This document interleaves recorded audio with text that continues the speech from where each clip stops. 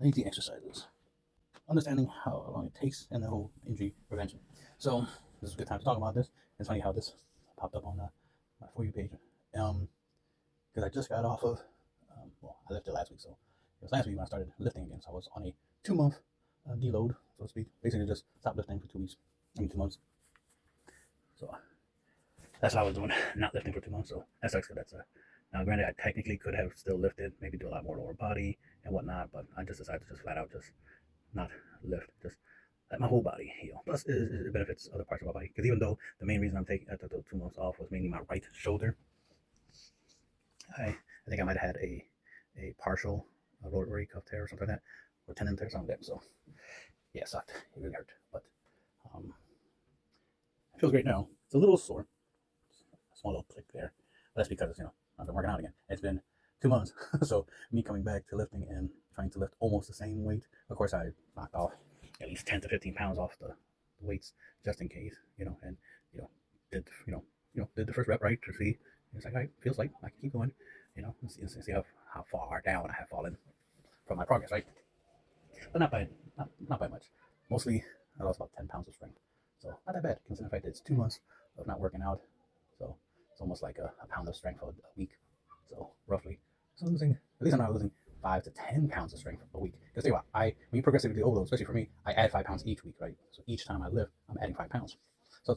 So in a month, I will gain like 15 to 20 pounds strength, right? So to lose, so in 1 month gaining 20 pounds of strength, but losing half of that in 2 months is like, okay, that's not bad. It could have worse. It could have worse. Um, I could have lost way more strength. So just losing 50% of whatever I gained is all right, since I could easily gain it back. Muscle memory, all that good stuff. So it wasn't that big a deal that I lost some weight. I mean, going from lifting 100 pounds to lifting 90 is like not that big of a deal. It's like not the end of the world. It's not like I went from lifting 100 pounds back down to 50 pounds. It's like, that's a lot of progress that I lost. What was that? That's about 5 weeks. I know 5 weeks. It's like 10 weeks worth of progress down the drain. Woo! Right? So that's almost 3 months of work down the drain. So, um, good thing. It essentially was just 2 weeks worth of results that I lost in 2 months. So basically, 1 month equals 1 week of progress loss. Anyway, so the main point here is that, as you can see in this image, is the fact that muscles take weeks to adapt, while tendons take months to adapt. And since it took me 2 months, I was going to try to deload for like 2 weeks, see how that goes. If I have to go longer, 3 to 4 weeks, But then still, it's like, okay, might have to do, this a month. I start feeling better, but still wasn't fully, wasn't at full strength. I'm like, okay, maybe one more month. So I definitely didn't want to go past a month. I'm like, I can sacrifice a month. I didn't want to do 2 months, but it's like, dang, gotta listen to your body. Your body knows best. So I feel great now. Now, ironically, my left side, my left shoulder, it's more of where the clavicle is, where it connects to the front of my shoulder. It's making a lot of clicking noise, clicking and popping. But that's not the surprising, since that's more likely from me doing a dumbbell row, um, and trying to do the 100 pounds, right? Um, but my left side is weaker than my right side. My right side was able to do it easily. It was my left side that struggled, so then I had to lower the weight down to 90. And then I was able to do it. But even then, it was still tough. Still was heavy. It's like, okay, definitely losing some strength there. Um, so it's like, all right, well, definitely gotta let my left side heal a little bit more, or let it work out more. So I have to put a little bit more effort. I have to do an extra set, just in case, just extra set, just to create more micro tears basically in my left side, just to get a little stronger. Besides that, um, I'm really strong and back to the grind, as they say. So it feels good to get back to actually lifting the weights. But I wanted to point out the fact that, like, collagens. I take these little collagen gummies. I've been taking them throughout the time. So I doubled the dose every night. The idea is to take one a day, but I take 2 a day. So I was being a little extra. I do have to buy more since I ran out. But at least I got at least my shoulder got repaired. So that matters more. Now, obviously, my injuries, which is very rare for me to get injured, considering that I'm always, because normally I just do one set, one exercise a week, blah, blah, blah, and get results, which is awesome. To do less and still get results.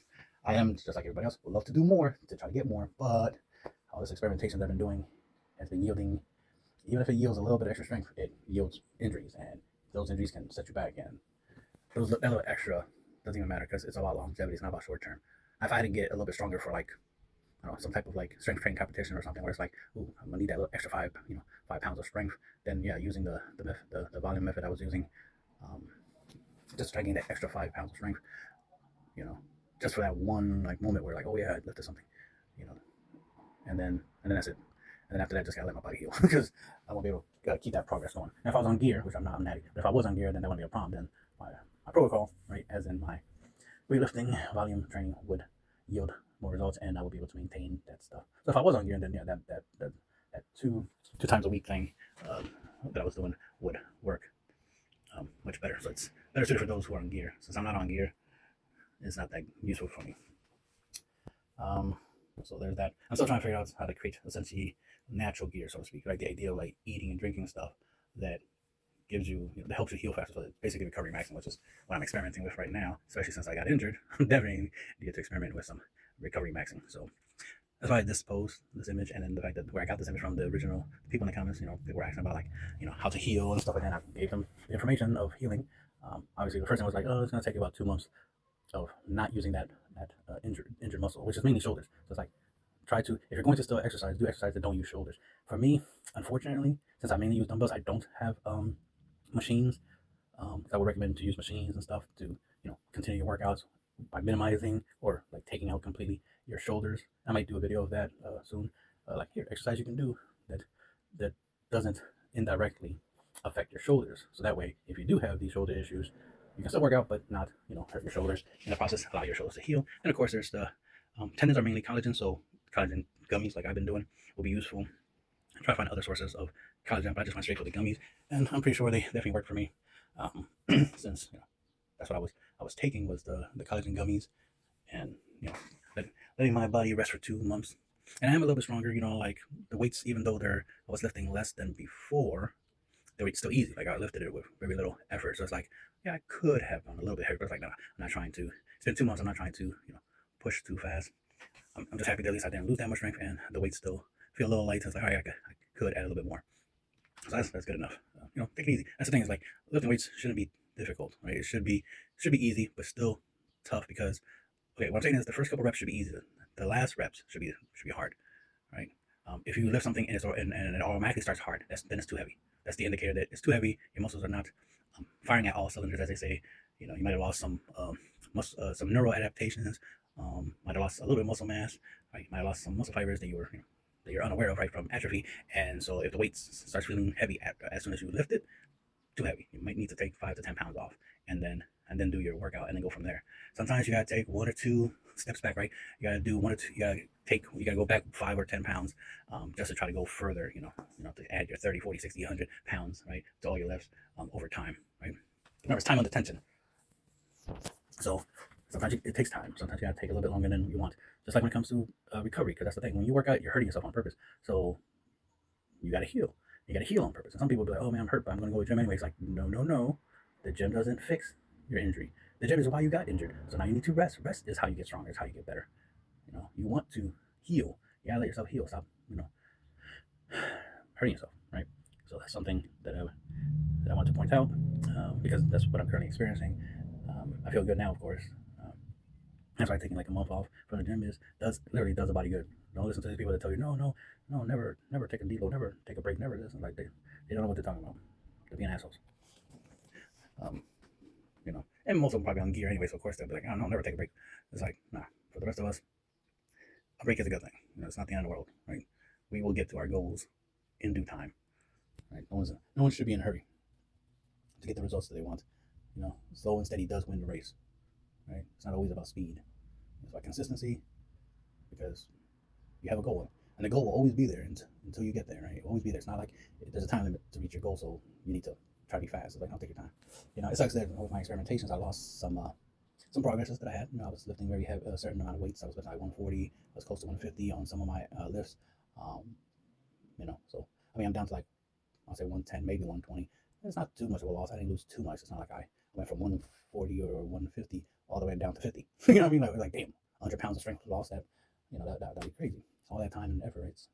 So losing 20 or 30 pounds of strength is not that big of a deal, since I could get most of that back in 2 months. So being off for 2 months, and then coming back. So the next 2 months, I'll just get all that back and then some. And that's the idea, is to keep going, get more, do more.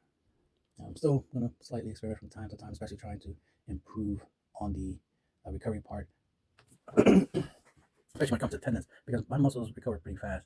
The bones recover almost equally as fast, but it definitely is the tendons, man, the tendons and the joints. Those don't heal as fast as I would like them to. So, but that's the thing. Right now, there's just power. Knowing is half the battle. So now I know, knowing's half. That's how I did the experiment, right? I did the research, right? I did the work. I know, like, I know where most of my limits are. Um, so especially when using dumbbells, because your joints are used so much when it comes to it, because you're literally holding the weight. So it's not like a machine where the machine holds the weight, and then once you want to work your triceps, biceps, whatever, your chest, whatever, then you move the weight. In fact, you have to hold the weight the whole time and then do the exercise, right? Like incline dumbbell flies with dumbbells, right? As opposed to like cable or something. It's like there's more joint stress and more ligament stress, right? Um, Holding dumbbells than to do cable flies. So something to look into. Definitely consider using a lot more machines. Like for a lot of the exercises you normally use dumbbells, try to find a machine version and try that out and see if that that alleviates a lot of your shoulder injuries or joint injuries. Any type of ligament injuries you might have or slight pain. And it's like that's more likely all it really is. It's just that your tendons, your joints, right, are under a lot more indirect stress or direct stress. And since it takes so much longer for them to heal than your muscles and bones, you're not doing yourself any justice or service by continuing to do exercises that continue to add more and more stress and prolong the healing. Because that's the thing, you gotta let your body heal, and since tendons take longer to heal, you're gonna have to try to get them out of the gym, basically get them out of the workouts as much as possible. Find ways to bias the muscles and unbias or unattach your joints and stuff from these exercises. They still need to get some exercise. I'm just saying, like, reduce it. Like if you're curling with dumbbells, right, and you feel a lot of tension, you feel a little bit of pain in your elbow or joint area, more so than your bicep, then yeah, your tendons, right, your elbow was doing a lot more work than the bicep was. So you might want to find a way to reduce that, a way to focus specifically on the bicep, lifting a lot of the weight and less of the joints and tendons. So part of that would be using lighter weights, and then do the slowly lift the weight up and slowly lower it down. So you can do concentric, eccentric, that kind of stuff. So some stuff you can experiment with. I'll probably do stuff like that later on. Experiment with that. See if lifting the weight slowly and lowering it slowly with lighter weights will reduce the whole tendon thing, possibly tendon injuries, and still get the muscle building. Because the idea is to build muscle, right? It's to build muscles, not to get injured. I know this video is a little bit long. I'm gonna try to speed it up by speeding up the video. Try to see if there's any other important details besides get some collagen into your diet. I think bone broth they mentioned, chicken broth, something like that. No, it's bone broth specifically that has a lot of collagen. So if you want to eat something or consume something other than collagen gummies, I just do the gummies because it's just simple. I just do the gummies, that take care of the collagen, and I just stay on my diet, do what I normally do. So I don't have to think about it. But the main thing is to let your body heal. So if you have shoulder injuries or any type of injury, you definitely need to let it heal. The gym is not more important than your literal physical health, right? Heal first, then come back to the gym and put in that work.